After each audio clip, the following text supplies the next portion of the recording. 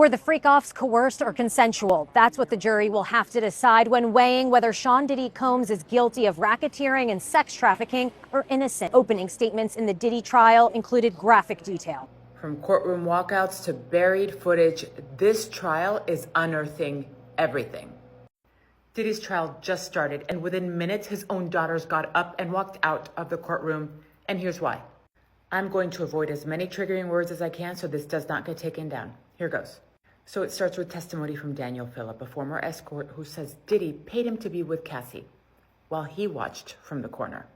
Yep, you heard that right. And as soon as the details got graphic, his daughters, all 18 and sitting next to his mother, got up and left the room. They came back, but the moment the testimony kept going, they dipped again.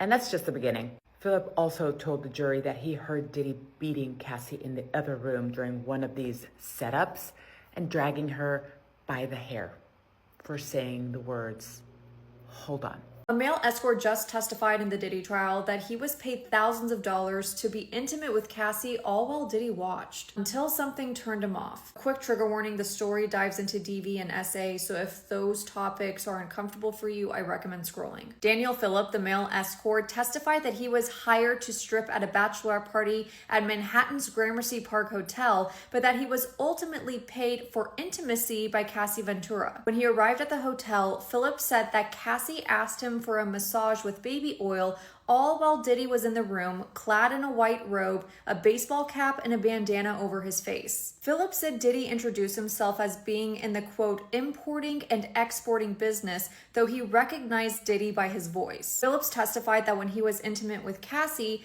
Diddy would sit in the corner and pleasure himself. Phillips said he was paid many times to be intimate with Cassie, receiving up to $6,000 per encounter, with Diddy sometimes giving instructions to the pair or filming. Phillips told jurors that Cassie even asked him to urinate on her. Phillips said, quote, "Cassie was actually the one that asked me to urinate on her. She asked me if I had ever done that before. She told me to do it. Apparently, I was doing it wrong because they both told me." Now, this arrangement between Cassie and the male escort continued until the male escort witnessed Diddy becoming violent with Cassie, leading him to experience ED for the first time. Phillips said, "My thoughts were that this was someone with unlimited power, and chances are that even if I did go to the police, I might still lose my life." Prosecutors said that if Cassie and another woman referred to as Jane didn't do what Diddy wanted, the consequences were brutal beatings. The women felt they had to set up the freak-offs in dark rooms where they were high on drugs, dressed in costume, and instructed on what sex acts to perform to fulfill Diddy's sexual fantasies. Diddy allegedly didn't allow condoms.